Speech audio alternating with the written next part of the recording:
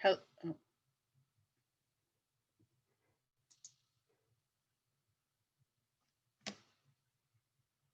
Hello, how are you? You want to take yourself off mute? Hi, How you doing? I'm Hazel Sell. Hi, Hazel. I'm Liz. It's nice to You meet and you. I? Yeah, You and I? I yeah, think everybody. everybody's at the other meeting. Yeah, I know. You know what? Unfortunately, these things run over sometimes. Oh, we got people coming in. All right, Miss Diana, where's your face, beauty? Here we come. Here they. Sash is here, my girl. Hi, Sash. You in, honey? Can we see you? She's not sharing.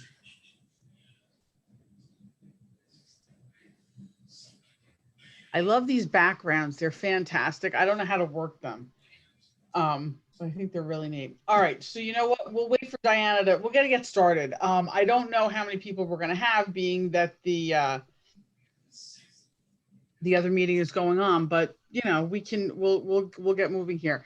There is no presentation for this. So I'm going to go through, I have a lesson plan. I tend to deviate a lot from these things. You know what? I'm wondering if maybe I should share my screen with you. I'm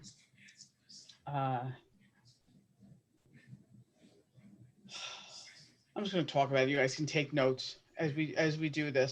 I wish I could just. Oh, we got all people are coming. So good to see everybody. Yeah. Okay. Hi, everyone. All right. So before, we're going to give it just one more minute to see, because people are coming from the other class. And while we're waiting, can I talk? Of course you can talk. What's up, baby? Okay. So I have 3 or 4 potential listings, not for right away. And I really need to secure them. Okay. So you can do that with a prep writer. With a what? With a prep writer. And you sign the listing agreement, but you don't date it. So how far out are they? One is for the spring. Okay. Then another one, I am working with a multifamily house and they're looking to buy another house. And they say their nephew might want to buy it, but they're being very, very wishy-washy about, I know they're moving. They're looking at homes with me. Okay. But I want them to sign with me. So I'm having a difficult time getting them. They're an older couple. Mm-hmm. And they've lived in this house their entire marriage. Okay. So we can, all right. So I just want to make sure I'm clear before I start, spouting off. And if any of you have anything that you want to share, or thoughts or questions, please chime in.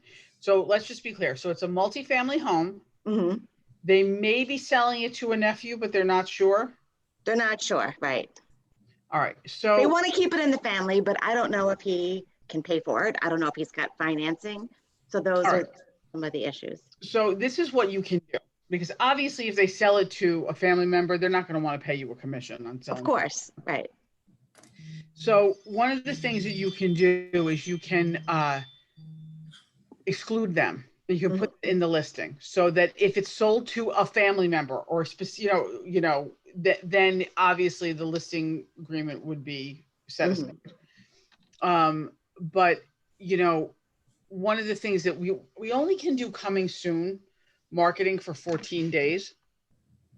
So what I would do is I would get them to sign the listing papers and say to them, listen, this way I can start, doing prep, marketing and getting everything moving from that perspective. And you have it, and there's one of the listing documents that you have them sign is a prep writer.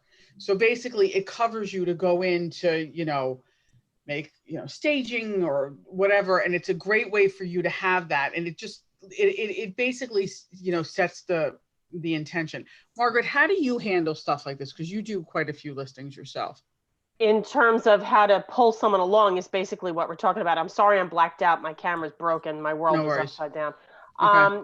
you know, I'm coaching with someone right now. Liz and I both know who that is. Mhm. And I ran into the same problem with the last 2 listings that I secured. And it was really about getting to the root of what their motivation is.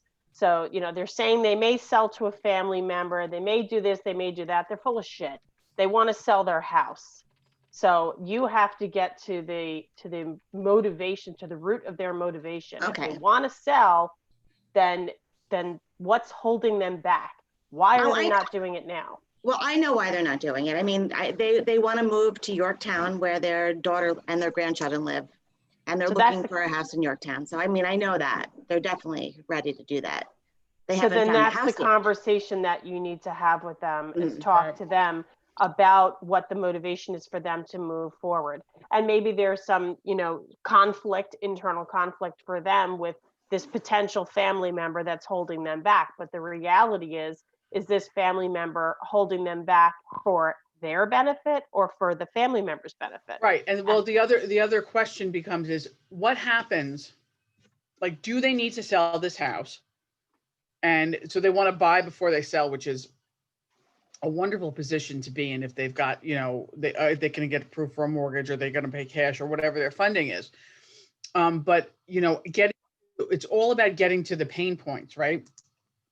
And recognizing, you know, where does it come from? What happens if that house doesn't sell the minute they find something?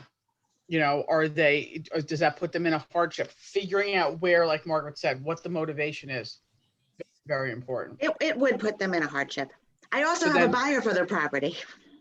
So then you really need to harp in that conversation with them and say, look, Mhm. you know, they've got to take care of themselves while obviously they're grappling with this family member, whoever it is, and they're internally conflicted, but that the conversation needs to center around what works for them, not for this other family member, whoever it is. Mhm. Because if you've already admitted, you know that it's going to bring them grief, then they know what they have to do. They just don't want to do it. Yeah. So, Okay. Diana, you're in coaching, right? Yes, Okay. So make sure that you speak with Meralda about this I specifically. have. This good. has been going on for like over a month. Okay. All right. Well, you know what? We're gonna get started with the class, but Okay, go ahead. if you need to talk about this more, absolutely reach out to me. We'll sit down and go over it. Okay. Okay. I have a few I'll reach out to. All right. Okay. Call me.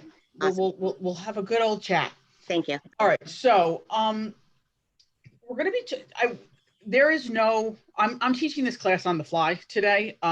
So I don't have slides. So I apologize, but I'm gonna just go through, and so please take notes. Feel free to raise your hand, shout out, whatever you need. Okay.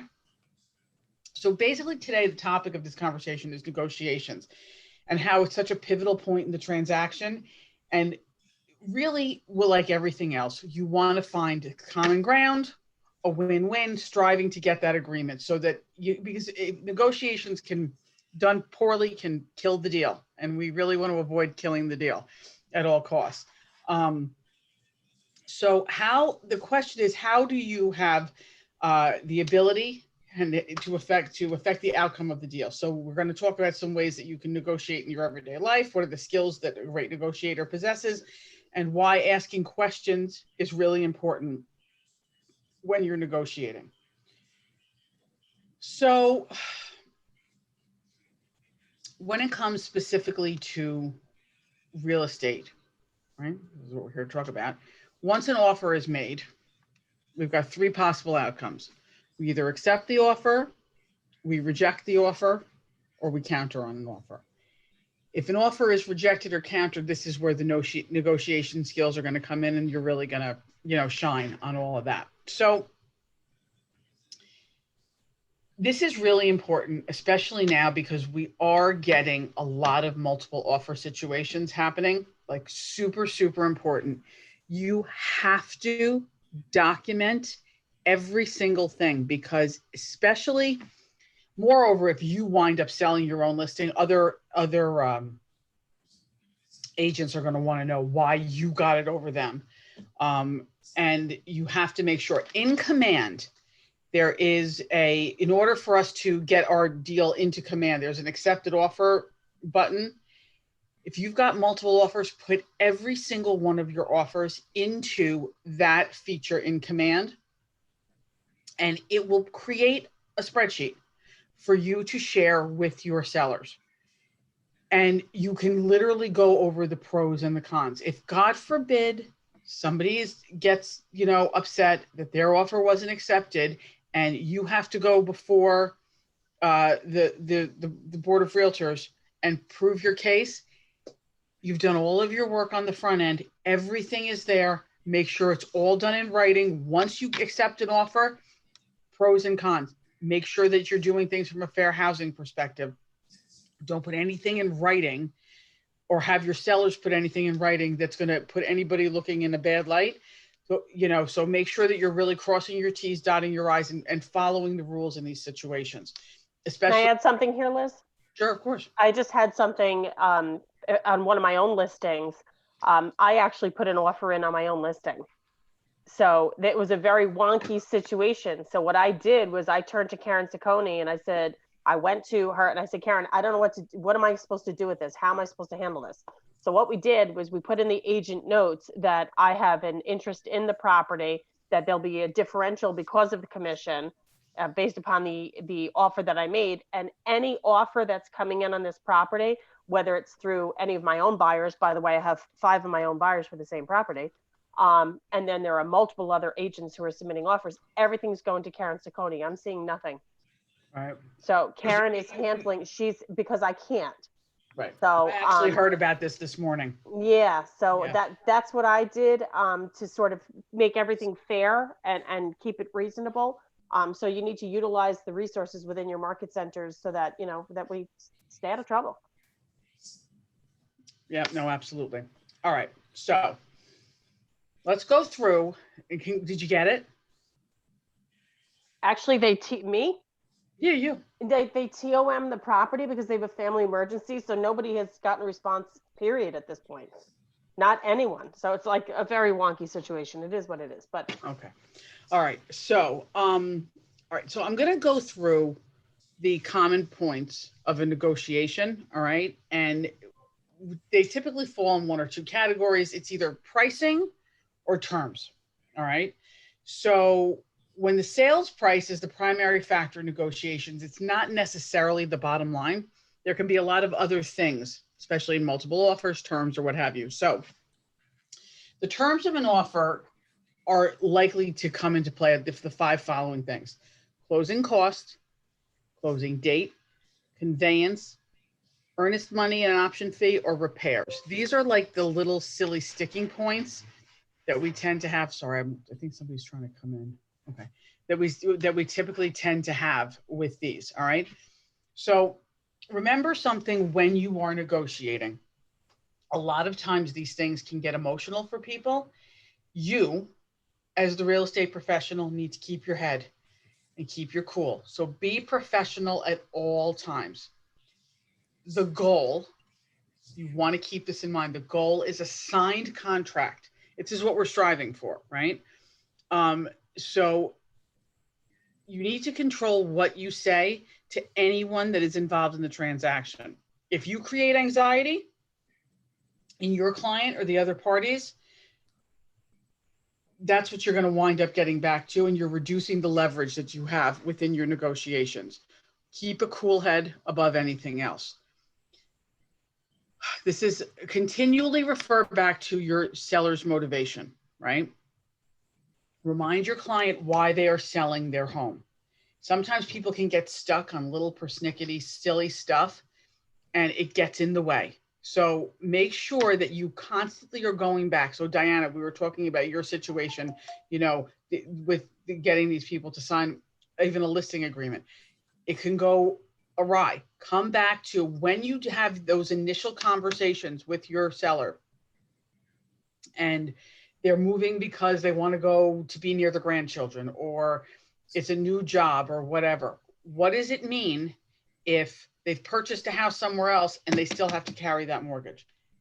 You don't lose a deal for a couple of $1,000 or because you refuse to change outlets in a house, or, you know, little silly stuff. So constantly bring them back to what that motivation is. Conversely, with the other agent, don't reveal too much. Listen a lot more than you talk, and keep your client's motivation close to the chest. If there's a divorce or a death in the family, or someone's ill, there are personal problems going on, you want to keep that kind of information very, very private. It's very sensitive, and you really want to make sure that you're holding your client's confidence. Your responsibility to them, you're a fiduciary, that they're your responsibility. So you have to keep their confidences. And then the other thing is, don't be too attached to the outcome. You know, they call it commission breath. When somebody can smell your commission breath, it gets a little bit crazy, right? At the end of the day, especially now, we are in a seller's market. So being a buyer's agent is very difficult today, because, you know, there's 20 offers for every property, let's just say. And, you know, if you're on great terms, or, you know, whatever, it can be challenging. So really make sure that you let them know that no matter what, they're going to find a home. If this isn't their home, you'll find another one, so that they're not feeling your desperation. They have a lot more trust in you, because you know that you're going to be getting something. People in here. All right. So preparing for your, the overview, the 3 P's approach to negotiation. Number one is prepare. Preparation is the key to building confidence and ensuring a smooth negotiation process.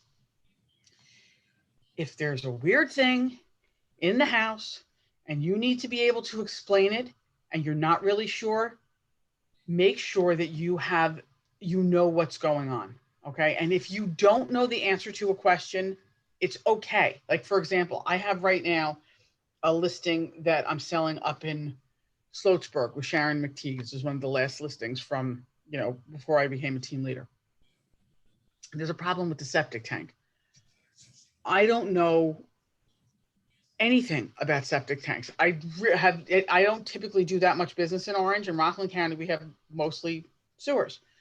So the seller has to, there's something with the baffle and a dry well. I don't know what the hell any of that stuff is. So it's very, very simply, okay, I don't know. I'm going to find out. Stay tuned. I'll get back to you. Don't speak when you don't know what you're talking about. It's okay to say, I've got to get the information, go to the expert. When you're presenting, so that's the preparation. When you're presenting, you want to move forward in the negotiation process by presenting an offer, or, you know, receiving that offer, and then the position. Move both parties forward until you close, so you can have a full agreement. So, I'm sorry, I'm reading this clearly for the first time. Knowing your goal, having a clear approach, a win-win agreement from the buyer and the seller that are satisfied for the negotiation. So reminding your client of their motivation, like we talked about, knowing your client. Look, if you're selling a person's home, it's really, really important that you understand why they're doing their motivation, what's going on with them. All of these things are really critical to the sale. Make sure those lines of communication are open, and it's going to help you to think ahead, anticipate what the other party is looking for, what they want out of the negotiation. It's okay for you to take notes when you go to that listing appointment. As you're talking to them, have a file, whether you do it, you know, keep it in your phone, or you've got a notebook and you're just jotting things down, so that you can refer back to things, because there's a lot of information that comes out of this, and it's okay to go through that stuff as you're doing it. So, all right, I'm coming off of this script because I want to talk about what I want to talk about. So look, when you have offers coming in on your properties, more than likely at this point, they're going to be a multiple offer situation. It's really important that you vet all of your pre-approvals, that you speak with the other agent, get permission to call that the loan officer, and make sure that they know that you're going to be calling. And you want to make sure that they've checked their credit, that it's really a fully, not underwritten, but a really strong pre-approval. that they've checked their credit, their finances, their pay stubs, their, their assets, that everything is there. Because sometimes people will write a pre-approval and it's not worth the paper it's written on because they haven't even pulled credit or, done an asset verification. The terms are important. If you have a cash buyer, cash is a beautiful thing. It means that there's no appraisal coming in from a bank, so you don't have to worry about that. These are the things that you want to make sure. So go through all of the merits of each one of these offers. As I said, put it in command, have the conversation with your sellers. Now, look, I typically like to do this in person. You pick up on body language, you can have a good conversation, go back and forth. If you can't, being that, this COVID environment or what have you, you can do it via Zoom, but make sure that you've got all of these items through. All right. And then a lot of times what'll happen as you present these offers, what's the condition of the house? Is there work that needs to be done on the house? Is it as is? What's going to come up for, will somebody take it as is, or are they going to be persnickety? Having all of that. So once you go through, you pick your seller, picks the best terms, you advise them, you go back to the other side and say, okay, we're taking your offer. Christine Spitali, you won the bid, right? And we're giving you that deal. Woohoo, Christine. Okay, so now we have to negotiate on moving this forward. The goal is to get into contract as quickly as possible. So getting the inspection scheduled, making sure that you would negotiate those inspection items and you have back and forth. I had a deal fall apart just recently because the buyers agreed to waive an appraisal contingency or waive the appraisal. And the attorney fought back and forth about it and it lost the deal. And we had to go to another buyer. And thank God the negotiations went well with this other person as we were back and forth, and we had somebody else to go back to. So remember, this is not personal. The agent that is on the other side of the deal is not your adversary. They are your ally. And you want to make sure that when you're having those conversations with them, that you didn't make this decision. It's all about what the seller wanted. You are representing the seller so that should a deal go south and you want to go back to a different offer, they're not going to tell you, beat it because you weren't kind or professional in your negotiations. So. Can I just ask a question? Sure. I had a client that wanted to make an offer on a unit that I spoke to the agent. I happen to know the agent. She's with another KW firm. And she mentioned to me that she already had an accepted offer. Now I see so many places have accepted offers and they keep showing. This one didn't particularly want to keep showing. It was only on the market for like 3 days. Yeah, that's not uncommon now. So I mean, is it uncommon that they're not going to even entertain another offer? It really depends. You've got nothing to lose by putting another offer in for a couple of reasons. Number one,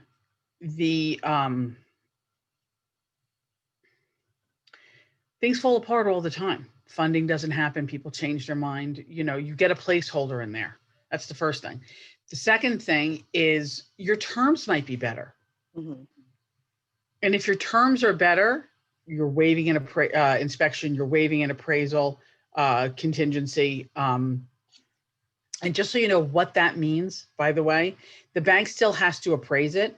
But let's just say the house is the listing or the agreed upon price is $500,000, and it really could come in at $485,000, and your people are willing to make up the difference because the bank is only going to loan, it's an 80-20 LTV. They're only going to loan 80%, and you have to make up that difference. You're saying that you will make up the difference in the appraisal. And it in this market, because things are going so high and you know, everything is crazy, that can make a huge difference in negotiations. The other thing is this, has anybody ever done escalation riders? Do we have anybody that's had experience with that yet? Margaret? Not me. Okay. I've had experience with it. Although, Oh, I didn't get it though. It was recent. I used the escalation clause mhm. and we still didn't get it because someone came in with a cash offer. Right, With the price, with a, I guess, a very good price. So, right. So for people who don't know what what an escalation rider is, okay? If, let's just say your people are willing to go up, we're going to make up a pricing situation. So your people are willing to go up to 600, they're putting in an offer of 585 or 575. You can put in an escalation rider in that says you will go up in increments of, I don't know, $2,500 or whatever. Sort of like, you know, the bidding on eBay, you know, where it goes up automatically. So you keep at the top of the list. The good news though is that they have to prove to you that they had an offer that drove the price up to the highest point that you did, so you can get it. It's a great way in a bidding war to try to edge out your competition, and you can, you know, you can use it, you know, from that perspective.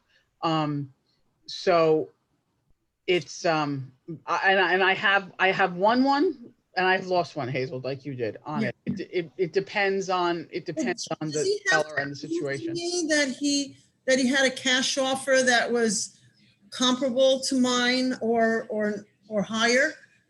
Because Mhm.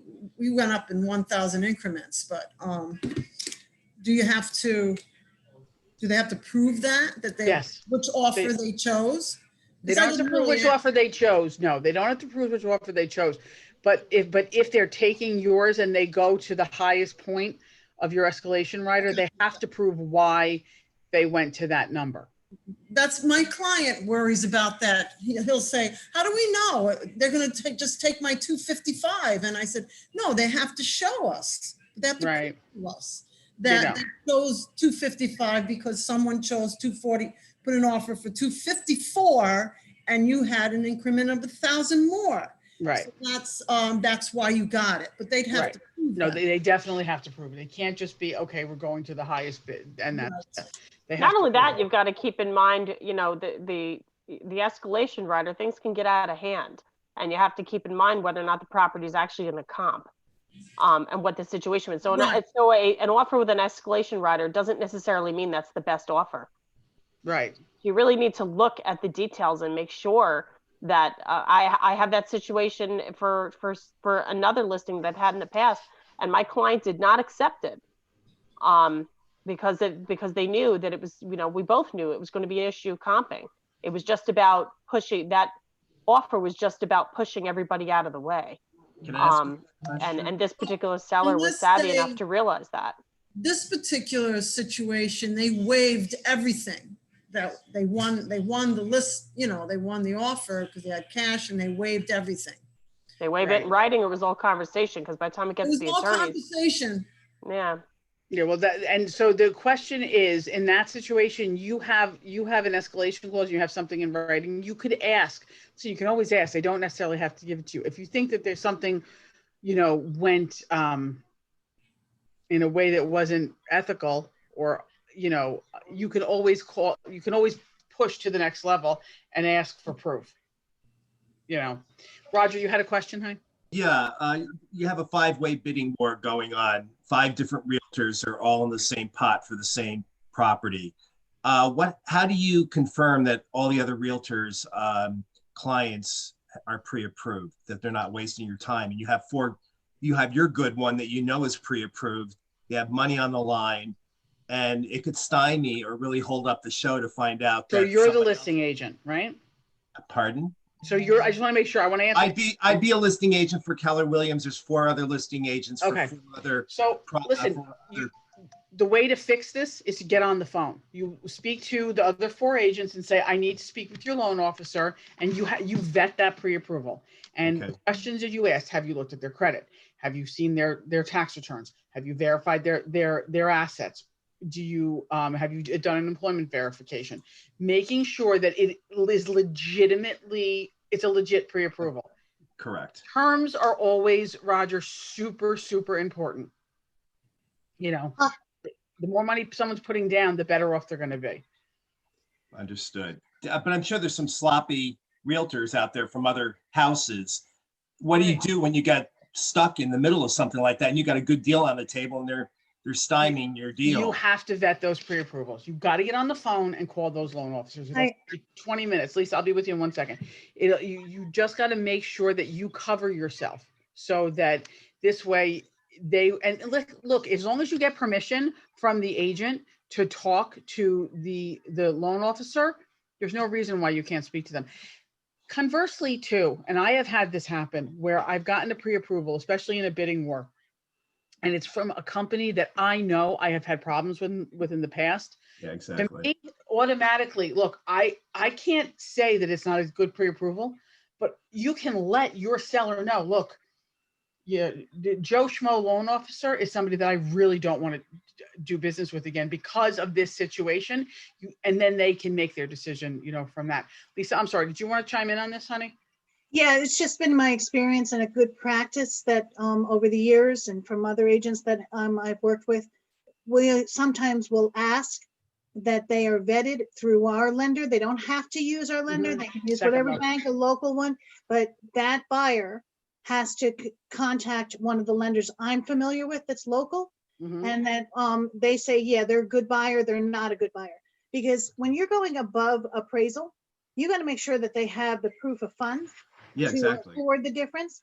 The common practice now on appraisal things is that when they waive the stupid appraisal is that it has to appraise for a minimum amount.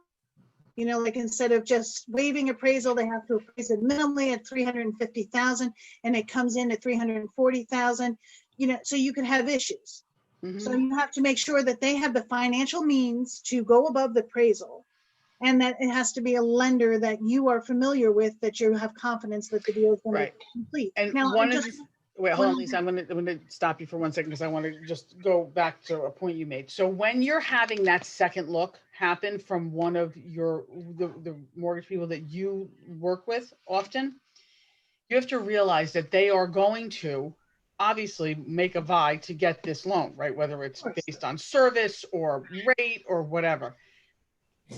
Very, very clear that the buyer is under no obligation to work with that person, but you have to, it has to be a trusted situation. And then make sure you're sending them to somebody that is, you know, a really, really good mortgage person. Like my guy is Bruce Salick. I send everybody to him for a second look. He's down in Rockland County. He's like a mortgage god. He does things that nobody can get done. So, you know, it's important to have those people. That's a very, very good point, Lisa. That's what I'm trying to explain is that it's important that their vetting point is a very valid point, and it's just been, and I spoke to 3 attorneys on this. You can certainly have them vet with your lender, and there's not a steering issue, and they do not have to go with that lender. And God bless if he gets the business. But I'm having real issues with out of area lenders, really issues, especially the credit union, 6, 8, 10 weeks to close. It's getting out of hand. Oh, so that's one of the things that we are seeing right now, because of there's such a backlog. But in the amount of loans that are going through, underwriting is taking forever. It's really, really a very challenging time. When you are putting your documents in, this is just an aside, you really need to try and be as accurate as you possibly can with closing dates, because you know it has such a domino effect for all of us, for you guys within your businesses when you're predicting your cash flow, for the market centers when they're predicting their cash flow. It's really important to try to narrow those dates down, and the way that you do that is by having very, very clear conversations with your the lenders on your deals, because what are we talking about here? Okay, Margaret needs to go to another meeting. Goodbye, Miss Margaret. Thank you, honey. All right, so let's get back to the negotiations here. So the 3 Ps you had asked, Christine, the 3 Ps are, wait, they're prepare, wait, where are they? Prepare, present, and position. I'm going to stick this in the chat here. So, all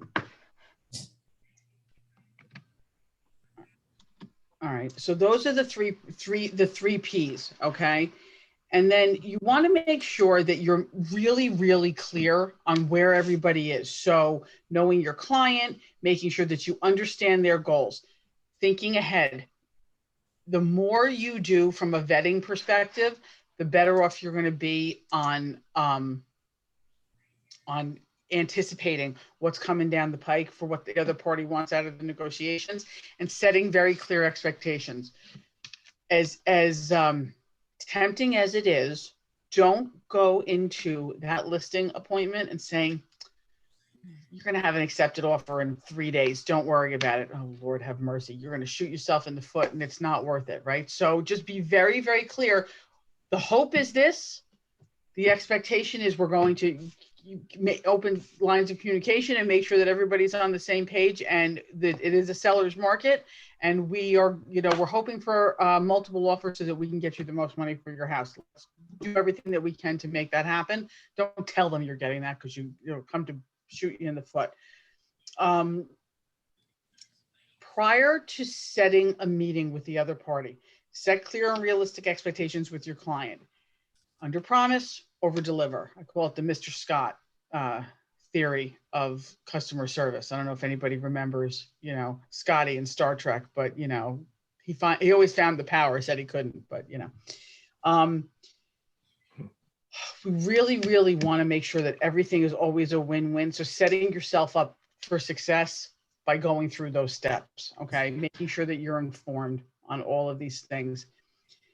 Before you make a counter offer, all right, it's a really good practice to speak with 2 other agents within your market center that know the area, because you want to make sure that you're not operating in a vacuum. Sometimes you need somebody to hold a mirror up to you to say, yeah, you're right, or what are you thinking? We work with a company where we come from contribution. I'm assuming it's the same in both Middletown and in Kingston.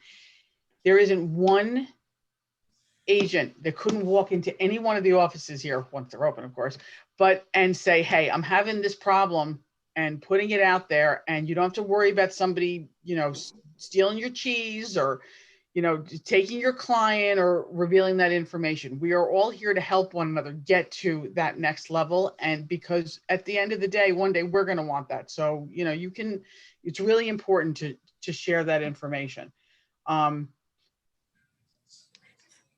So there are 2 types of questions when you are talking with your sellers and you're talking with other agents. There's open-ended questions and closed-ended questions. So when you're going through this, setting your expectations and then going over the offers and what have you, asking open-ended questions. So give some examples of an open-ended question. Do you have to sell your home by a specific date? Do you have any other offers? What's the bottom line price you're going to consider? These are the things when you're talking to people, you want to make sure that you get as much information as you possibly can. Calling, paying attention to nonverbal cues, being quiet once you present an offer. That's just a negotiation strategy. The person that speaks first loses, right? How much? We're putting an offer of $500,000. Shut up after you say it, and let them come back to you. Because what will happen from there is you're going to learn something. Either you're going to learn it's a great offer, or they're going to come back with a counter. Just zip it. Being calm, very, very, very important in these situations. Nobody wants to smell commission breath, right? Everything has to be about your customer's needs. What is going on with them? Why they're selling the house. They're selling the house because there's a divorce. They're selling the house because there was a death in the family. They're selling the house because they're moving up and they want to get to that next place because their family is expanding. Whatever it is, you get that information by asking those open-ended questions and focusing on all of that. All right. So now, Liz, well, what happens if they don't counter? I was dealing with a for That's sale by always the owner. worst. Yeah. I was dealing with a for sale by owner, and they said that offer is too low. I'm not even entertaining it. Okay, so it's always a challenge when you have a FISBO for the first part because they don't have loyalty to you, right? Because you're the enemy because you brought in somebody that is, and they have to pay you a commission, which they were trying to avoid. And they don't have a professional negotiating on their behalf, so they're very emotional in the situation. What was the ask and what was the offer? It don't remember exactly. I think they asked for 475, And but what was it's very old. And my client gave in an offer for 430 because he has to put in money. All right. So it was okay. So the way that I would handle that is I would come armed with information. So you're putting in an offer that's $45,000, right? Less than what they're asking is. They were probably overpriced to begin with. So, and even if you're doing this with another agent, not only a for sale by owner, present the offer and present it with comps. Of why we're doing that. Okay. Yeah. So this way, so you say to them, look, at this price point that you're asking for, kitchens are done, bathrooms are done. There's no landscaping issues. Your house is, we got to redo the kitchen. The roof needs to be replaced. The foundation is crumbling, whatever it is, whatever the things were, and really showing them why. And if they say it's too high and they won't even counter, I would go back to your person and say, how, where are you at and how much would you like to spend? What's the most you can see paying for this house, and come back with another offer. What wound up happening with it? Nothing. Didn't end up yet. Okay. Oh, so this is still going on right now. Yeah. All But right. that's a very good idea to show them why we're going with that amount. Right. Yeah. And here's the deal. Maybe come back with another $2,000 if you can get them to come up a couple of dollars, because it's something different. It's not like you're going back with the same information and saying, this is why we didn't give you money. Okay, we've come up a couple of bucks and supporting documentation, because like we said, negotiations, it's really important that it's always a win-win, Okay, that makes sense. All right, Thank you. so give it a shot. Mm-hmm. So,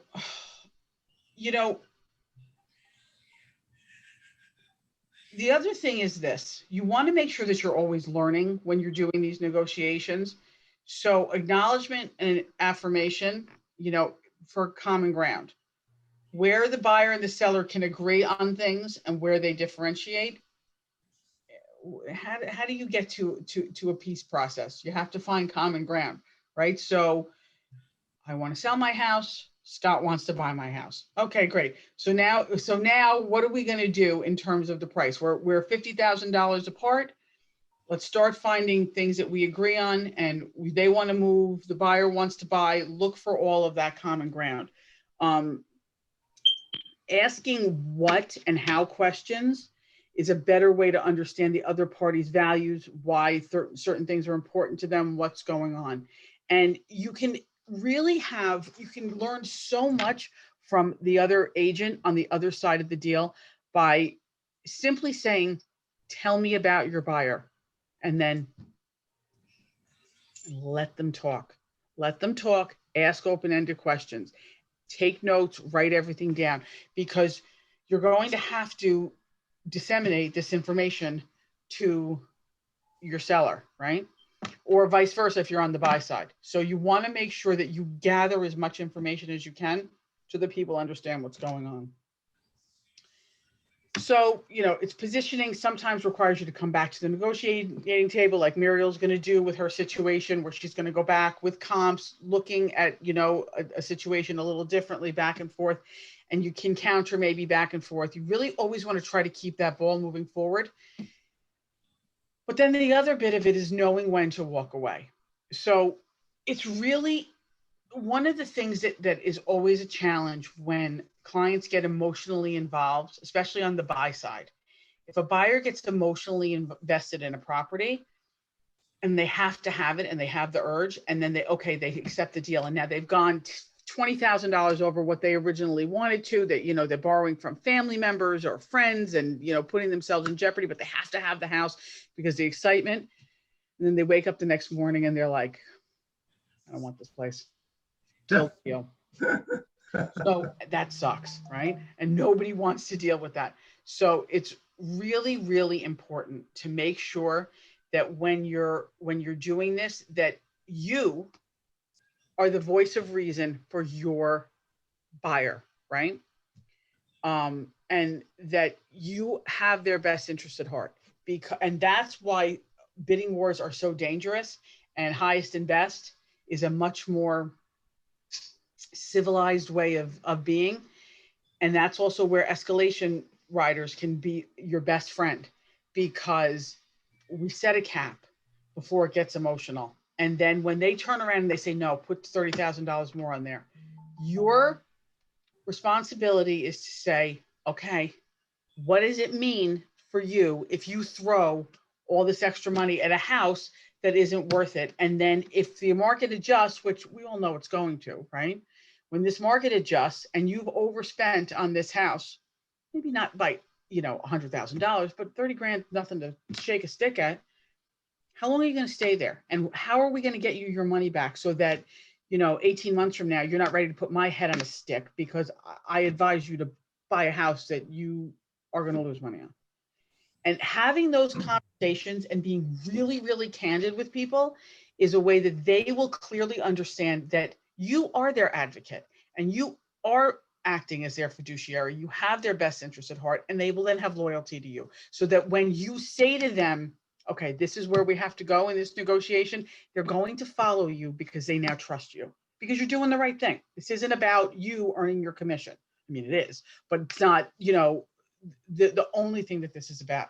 Because remember something, they're one transaction, you lose that one transaction, a deal falls apart or whatever, you could not be losing that one transaction. You could be losing 20 transactions, because when people are unhappy, what do? They talk and they complain, and they're going to say all kinds of stuff that will not be great for your reputation. Whereas if they love you because, you know, you did the right thing by them, you're their realtor for life. They're referring you to their family. They're referring you to their friends. You become their go-to person. And it's because you really did the right thing. And it's all by getting to know who they are and making sure that you keep this as clear and concise as possible. So there's the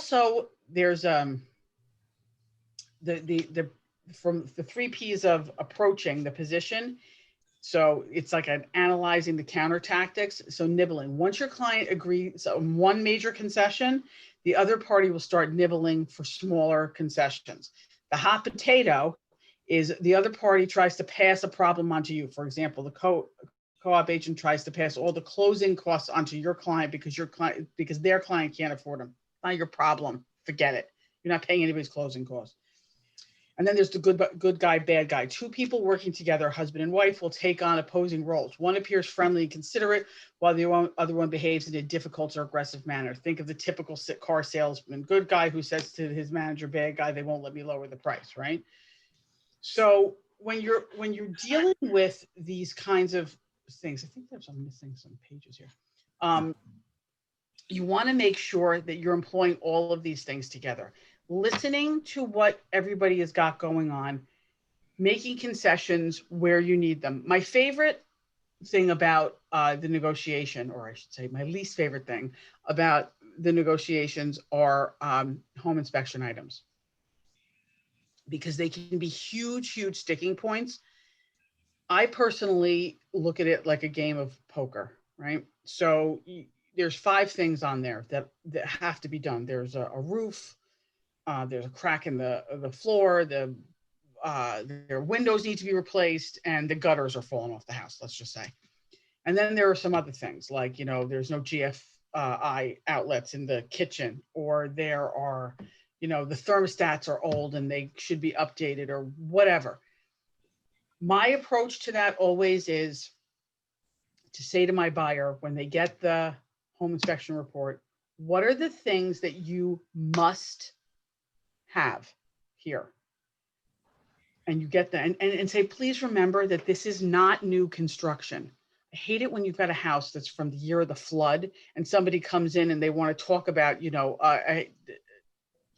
old outlets or, windows. Like, come on, the house is 65, 70 years old. What are you talking about here? So being very, very clear with them, but finding out what the specific items are that they must have, and then throw a couple more in for throwaways, because this, everybody feels like they're winning something, right? Everybody feels as though, okay, well, they asked for all of this stuff, but I only gave them 3 things. The seller's got something to win on. The buyer's got something to win on. Conversely, on the home inspection piece, when you take a listing, if you all text me, and I'm going to put my email or my phone number and my email in the chat. I have a relationship with a home inspection school. These guys need to do inspections, a certain number of field hours to get their licenses. They do this free of charge. So when you take a listing, if you want to have a free home inspection done for your sellers, you call David Dodge, tell him where the listing is, and they go all over the place. And they will come. I mean, it's you talk about a home invasion. Like there's like 30 guys that come into this house and they swarm the place, and they, from top to bottom they go over it, and then the seller will get an inspection report. So now you know what's going to come up. From the roof to the foundation and everything in between. And then you can plan accordingly. They can either fix it, right? Or they can say, all right, we know that the house requires $10,000 worth of repairs. We're not going to do anything, but we're prepared to give a $10,000 credit at closing, or a $7,500 credit at closing, or whatever. So that this way you're kind of taking this off the table. So if you, actually, let me see if I have this phone number. I'll just put it right in the chat. Hold on. So it's a really good, it's a great tool to do. And you can just tell him that Liz from Keller Williams in New City gave him the number. It's 845-222. These glasses are for show. 48. My adult headband. That's what I use them for. Teaching a class. What was that number? 48. 4859. I'm putting it right here. Let me see it come up here. Did I say 2 or 222-4559. It didn't come up yet. did you see it yet? Is it there? No. No. Why is it in the waiting room? What the heck? What's his name again? While David we wait? Dodge. It's coming now. Hold on. Sorry, guys. See, I'm so techno challenged. Yeah, I see everybody in the waiting room. Who the hell wants to talk to people in the waiting room? What is wrong with me? So this is my email and this is my phone number. There. Okay. You see all of that? Who knew I was only pseudo techno challenged? All right. Someone's coming in now. Karen. Okay. So, all right. So basically, you want to make sure that, again, the main principles of this, having a win-win, being as prepared as you possibly can, do not get emotional, trying to make sure that there's something that everybody gets out of the transaction. And if you ever have a seller that refuses to counter, which is like, oh God, it's just painful. You can say where they're countering at full price, or you can say to them, listen, can you come down $500? And again, the way you get to that place is by understanding what their motivation is in the first place.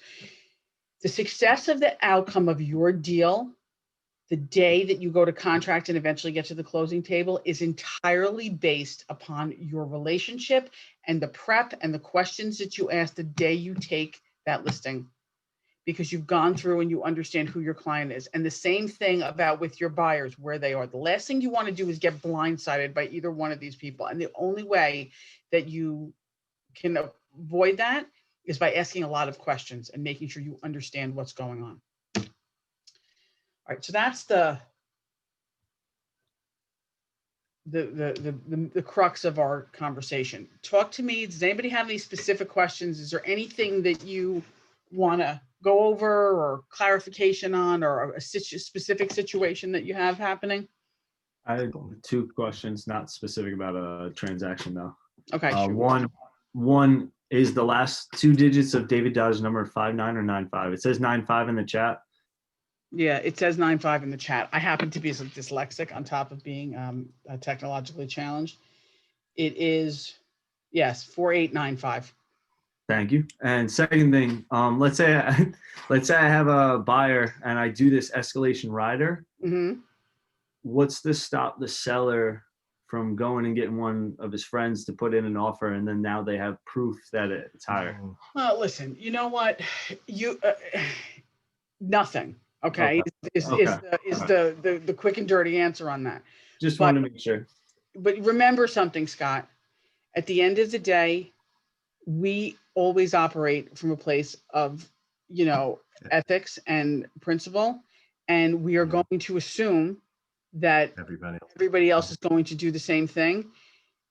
There unfortunately are unethical agents out there, and they will reveal themselves very quickly. So if you find that you have a problem with a person here or there, it's very easy to steer clear in a situation. Basically, you never want to not show someone's property, right? But you can say to them, just be advised, I have had challenges with this agent before. We're going to put in an offer. You make sure that you cross all of your T's, dot all of your I's, ask for everything in writing. You be all over that person like a cheap freaking suit. And and basically, you have to make sure that you get what you need from them. All right. Okay. I have a question. Yeah. In a hyper seller's market as we have right now, as opposed to saying a deflating market, what is the ethical time frame to uplist or downlist a sale? You're talking about adjusting the price? In print, yeah. I have $1 million property. 3 comps just sold for $1.5 million within the 6 months around it, but it's been listed for a third of a year and hadn't gone anywhere. And you feel, even though it hasn't gone anywhere, there's not been a ton of activity. It's a great house and it should be uplisted. What's the ethical amount of time, and how many times can you uplist a sale if it's on the market for a while through you?